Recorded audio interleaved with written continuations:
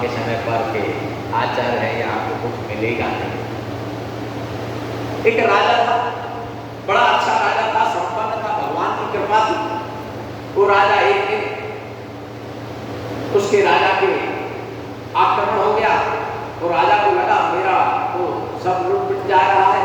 राजा कैसे जान बचा करके भाग गया। वो भाग करके दूर जाकर के जंगल में पहुंच गया, लेकिन घोड़े पर सवार था, राजा भाग रहा था, सेना ने पीछे लिया, लेकिन फिर सेना रुक गई दूसरे राज्य की। अब एक जगह जंगल में जाके देखा यहाँ कुछ नहीं है, खाने को नहीं, पीने को नहीं, शाम भी होने वाली है, परेशान राजा क्या करे। जैसे देखा और आगे आगे चलता है कि जंगल सा दिखाई दे रहा है, वहां पर कुछ पेड़ पौधे हैं। वहां जाकर के देखा एक आश्रम है, आश्रम में जाकर के वो पहुंच गया, घोड़े को बाहर छोड़ दिया, घोड़ा भी अपना घास को खाने लगा। अब ये राजा उस आश्रम में पहुंचता है और देखा उस आश्रम के अंदर एक जर्जर टुकड़ा टुकड़ा बिल्कुल एक लंगोटी लगाए हुए एक साधु बैठा है, साधना।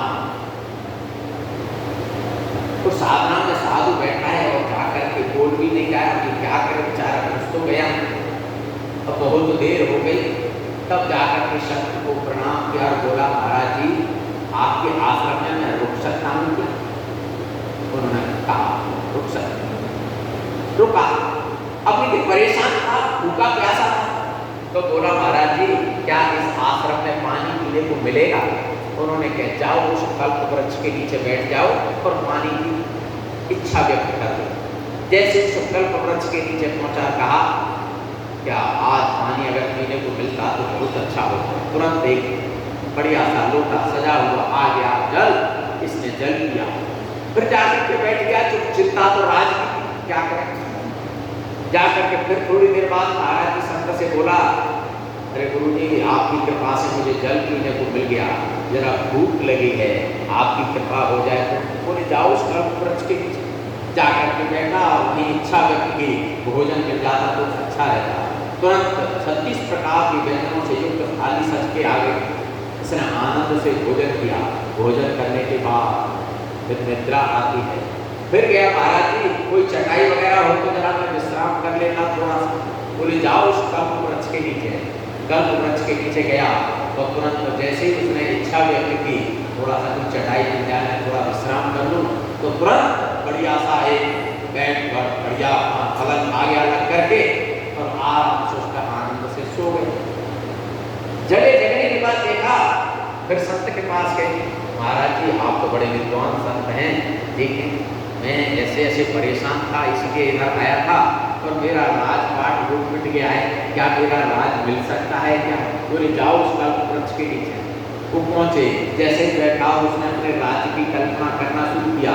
तुरंत बाहर देखा कि सैनिक दौड़ते हुए आए, राजा साहब चलिए आपका राजपाट सुरक्षित है, आपकी सेना ने विजय प्राप्त कर ली है फिर से और आप राज्य संभालिए।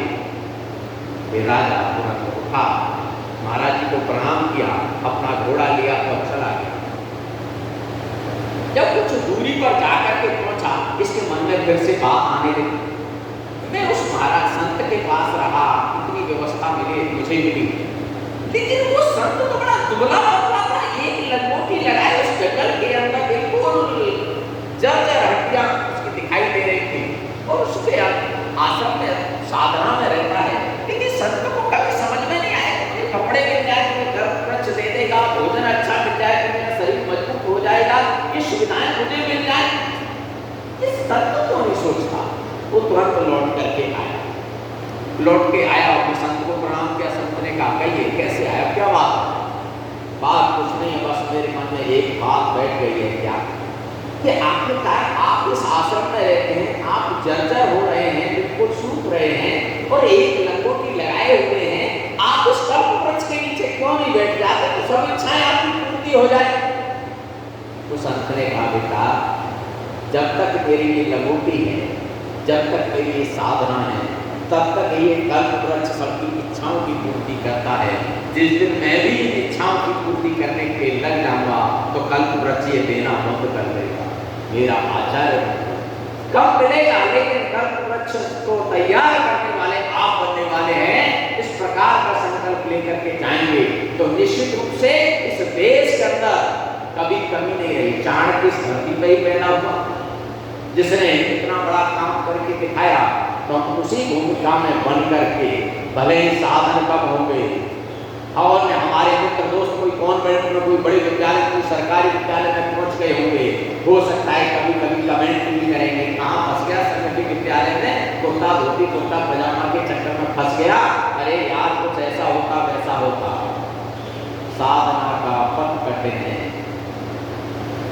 तो साधना का पथ कठिन है, तो उसको निभाने की तैयारी हमारी है, उसके लिए हम तैयार रहें, ऐसा विचार करके चलेंगे तो अच्छा रहेगा। कई बार एक विषय ध्यान में आता है कि कोई भी बीज वृक्ष बनना चाहता है, कोई भी बीज अगर वृक्ष बनना चाहता है तो क्या करेगा, उसको जमीन में डालना पड़ेगा। जमीन में डालेंगे तो बीज वृक्ष बन जाएगा, नहीं उसको पानी देना पड़ेगा। मिट्टी में दब गया, पानी दे दिया तो बीज वृक्ष बन जाएगा क्या? बीज वृक्ष बनेगा नहीं। उसको खाद चाहिए, पानी चाहिए, धूप चाहिए, धूप भी मिल गई, छाया मारे, प्रकाश भी मिल गया, खाद भी मिल गया, पानी भी मिल गया, सब मिल गया, बीज वृक्ष बन जाएगा? अब बीज वृक्ष बन जाएगा? नहीं बनेगा। बीज वृक्ष तब बनता है जब अपने को समाप्त करता है। वो बीज वृक्ष तब बनता है जब अपने सीने को फाड़ करके इसमें से अंकुर देता है, और अंकुर दे करके जब आगे बढ़ता है तो वृक्ष बनता है।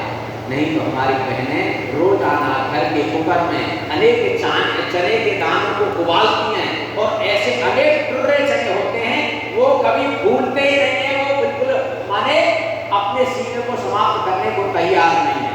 इसीलिए मिट्टी में तो अनेक प्रकार के चने दबे पड़े हैं, अनेक बीज दबे पड़े हैं, लेकिन बीज वृक्ष वही बने हैं जिन्होंने अपना सीना फाड़ करके अंकुर दिया है।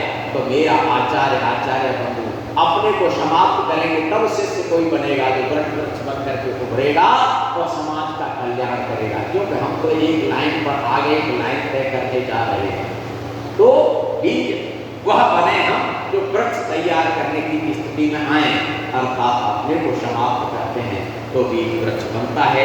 इस लाइन को अगर सोच कर चलते हैं तो अच्छा रहता है। एक घटना मुझे ध्यान में आती है, विभाजन की विधि का मैंने एक पुस्तक पढ़ी थी और एक सज्जन के द्वारा मैंने मौखिक कहानी सुनी थी जो पाकिस्तान से आए थे, लाहौर से। अपने एक राम बाबू भाटिया जी थे, मथुरा के अंदर भाटियाबाज कंपनी के नाम से अभी भी उनकी दुकान चलती है।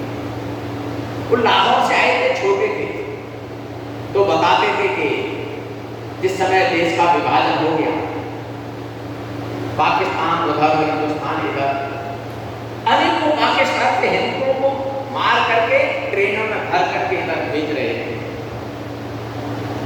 और लग रहा था एक के बाद एक गांव खाली हो रहे थे। लाहौर के अंदर अपने कुछ संघ के सदस्यों का कार्यकर्ता वहां पहुंच गए थे, पहुंच करके हिंदुओं को एकत्रित करते थे और सुबह ट्रेन में बिठा करके सेना के द्वारा और भारत में आते थे। लेकिन एक दिन वहाँ ऐसी योजना बनी कि कल सुबह इकट्ठे होकर के जाएंगे, तब तक वहाँ के कुछ मुसलमानों को पता लग गया कि यहाँ हिंदू लाहौर का इस कॉलोनी का और कल जाने वाला है, लेकिन जाने से पहले इनको समाप्त कर देना चाहिए।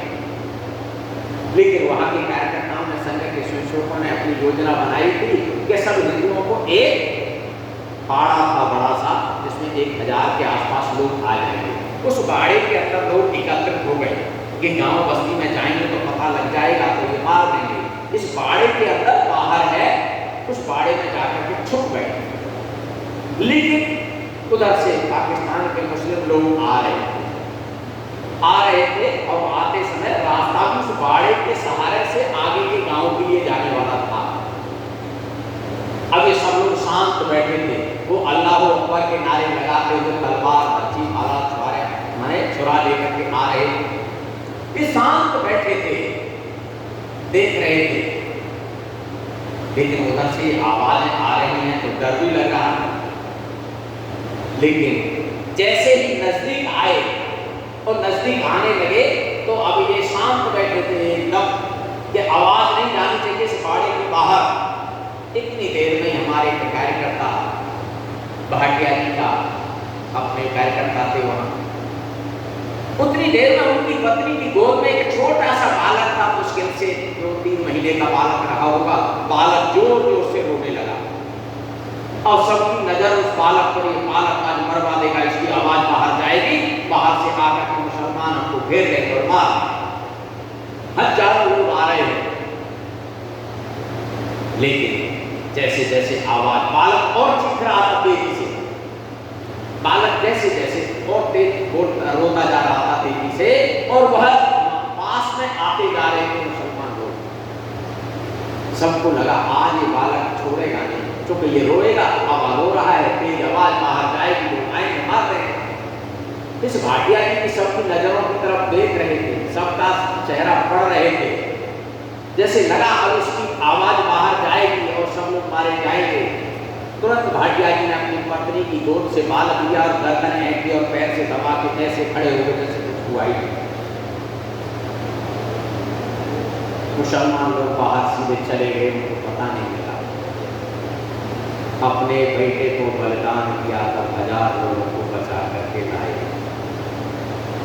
ये घटना मैं प्रत्यक्ष जिनके द्वारा बीती है, उनके द्वारा सुनी। अपने को बलिदान करना पड़ता है तब जाकर के समाज बचता है। अपने को तो बलिदान नहीं करता तो समाज को बचा नहीं सकता। तो ऐसी घटनाएं ध्यान में आती हैं कि अपने को बचा करके देश के विभाजन को, दृश्य को जिन्होंने झेला है, ऐसी एक घटना नहीं है, हजारों घटनाएं कि देश को बचाने के लिए लोगों ने कैसा काम किया है। एक घटना का उदाहरण मैंने आपके सामने रखा है। एक